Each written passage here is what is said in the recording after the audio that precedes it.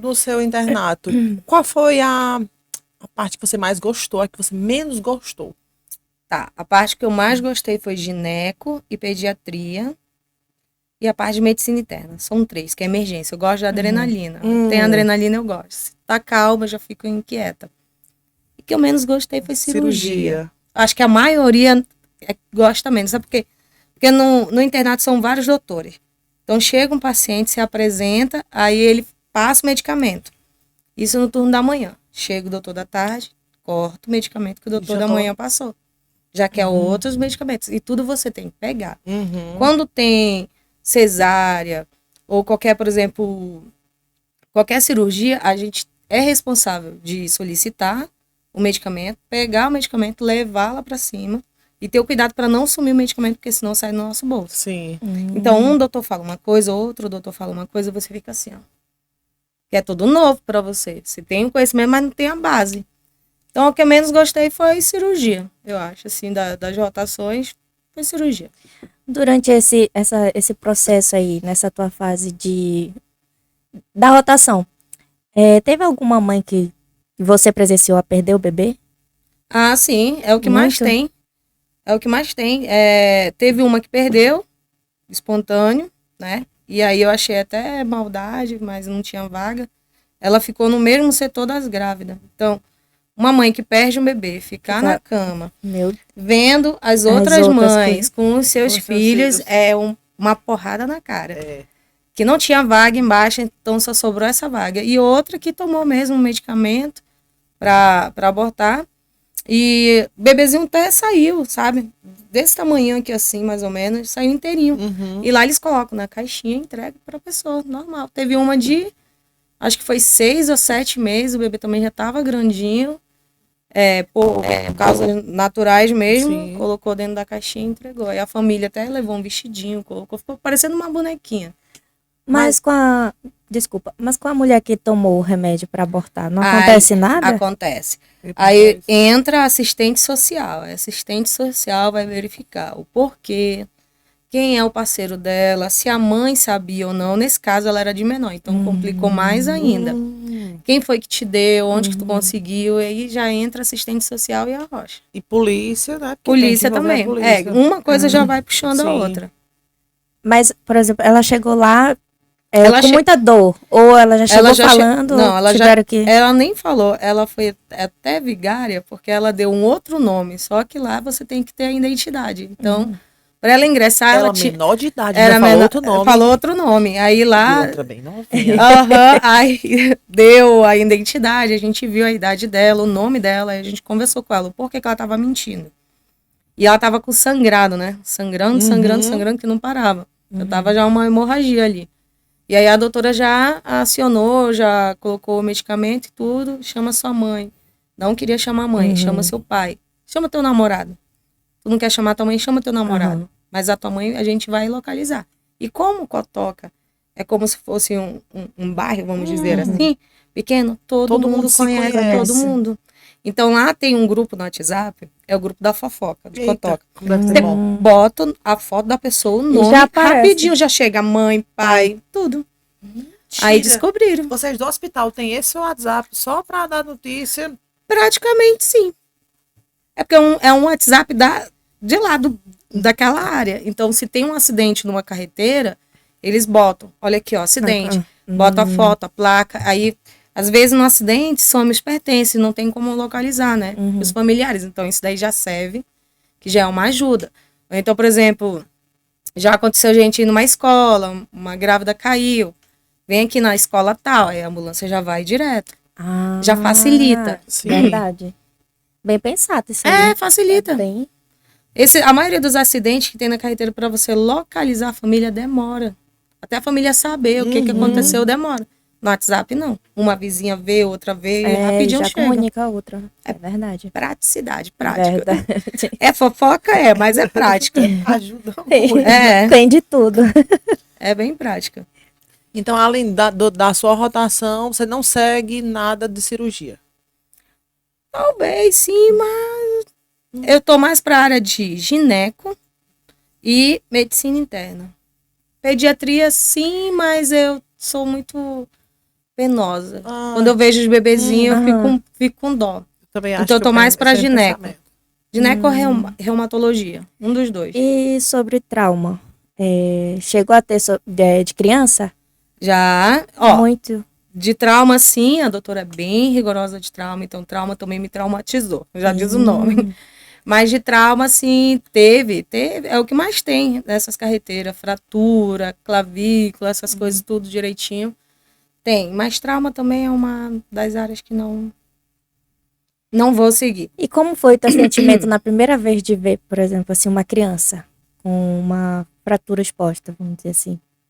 Ó, vou contar uma história pra vocês. A mãe abandonou o pai. Aí a criança tinha o quê? Uns 3 anos de idade. Já tinham raspado a cabeça da criança toda porque ela tava com um bicho na cabeça.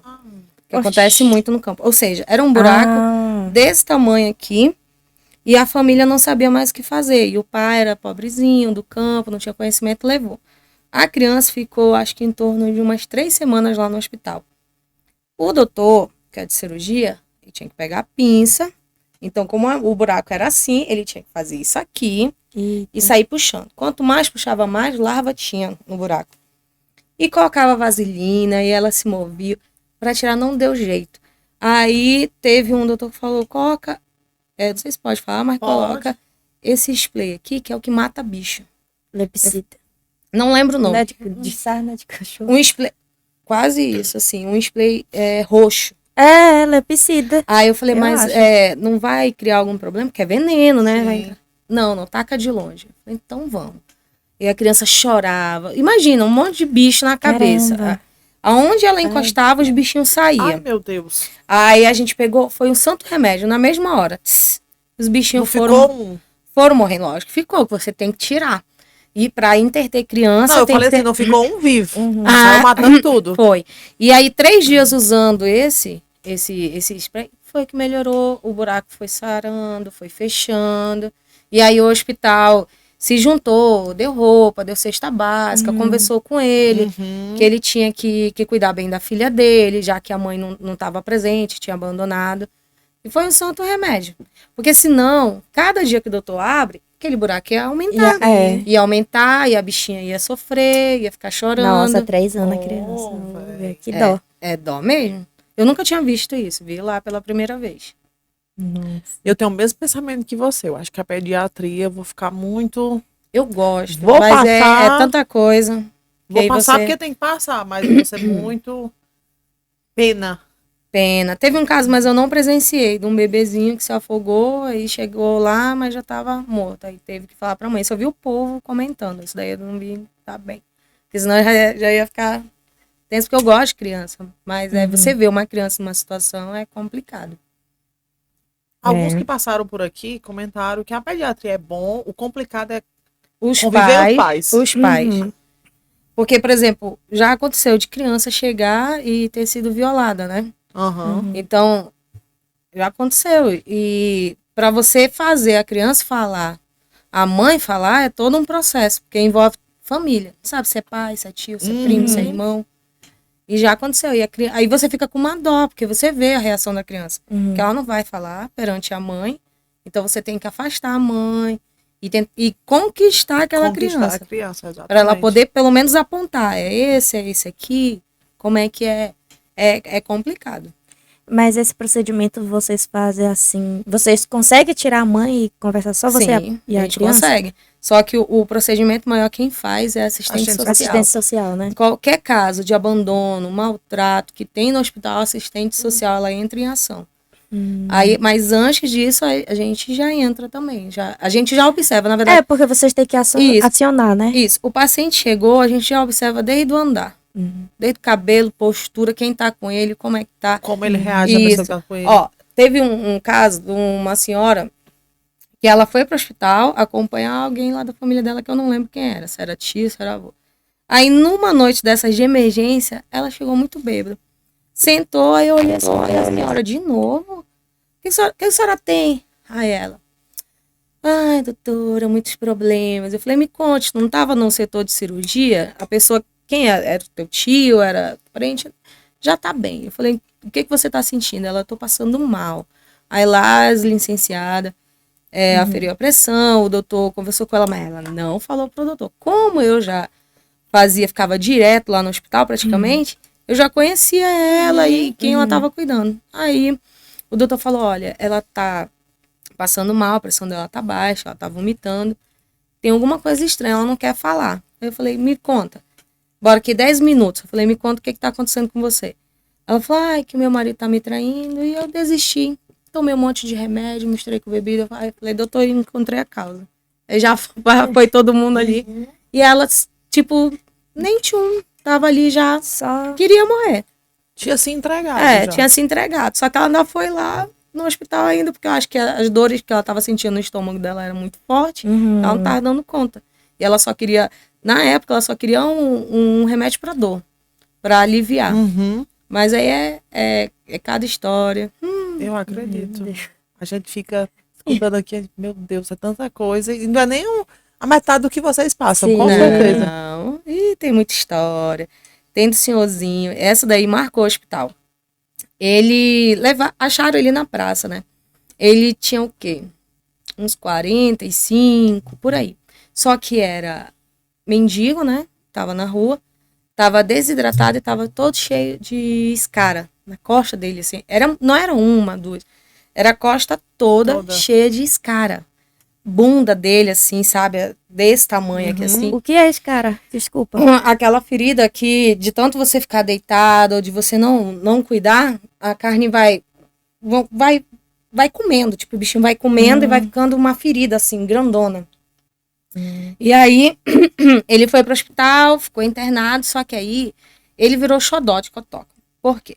Porque quando ele queria falar, ele falava. Quando ele queria se movimentar, ele se movimentava.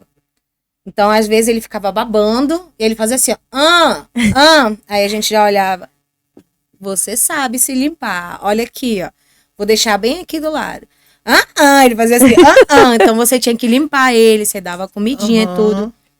Só que ele tinha vários problemas, tava com problema no rim, no baço, e tava cheio de problema. E o hospital todo se organizou para localizar a família dele. Encontraram a ex-mulher dele. Então ele bebia muito e estava abandonado. Aí o que acontece? Isso foi incrível. Tava eu, minha amiga Cleide, no hospital, e ele falou, aí ele gostava muito da Cleide. Se fosse outra doutora, ele falava, ele fazia assim, a doutora ali, ele apontava. Ela falava, tá mexendo o braço, aí ele. Era automático, então já era o xodózinho. Aí ele falou bem assim, eu queria comer mamão. Aí a Cleide, quer comer mamão? Doutor, pode dar mamão? Pode. A gente foi, comprou mamão, cortou tudo direitinho dele. Tava o doutor de cirurgia, a gente tinha uma prova, que era uma palestra que o doutor sempre dava aula, um ótimo doutor que tem lá em Cotoca. Aí, o doutor limpou as escaras, a gente também limpou, deixou ele limpinho. Ele comeu mamão, a gente deixou ele limpinho. Foi a gente fechar a porta, ir para outra sala, a Lince ingressa na sala, falando ele teve um paro. O doutor sai correndo, todo mundo sai correndo, o doutor começa a fazer o procedimento, faz a RCP, mas ele não resistiu. Ou seja, aquele ditado é verdade, que tem, como é que é? A melhora da morte. Ele teve a melhora da morte, ele quis comer mamão, ele estava limpinho, a gente já tinha cuidado da escara dele. Quem acredita nisso, ele não resistiu. Ele sabia o que ia acontecer. Ele o último desejo foi, eu quero comer mamão. Que eu gosto. Então, tipo, todo mundo ficou, nossa. Aí foi uma tristeza, né? E chama a família pra ver, porque a família já nem ligava, pra dizer a verdade, já nem visitava ele. E ele necessitava de medicamento, todo dia fralda, essas coisas, porque ele era como um bebê. Só que ele tinha problema psicológico, ele podia andar, ele podia falar, ele podia fazer tudo. Sim. Só que ele tinha que ter a força de vontade de fazer. E ele fazia só quando ele queria. Ele não deixava ninguém dormir à noite. Ele chorava, ele ficava, aí a gente colocava papai, quando ele cansava, ele... Aí todo mundo olhava, tá vendo como o senhor é?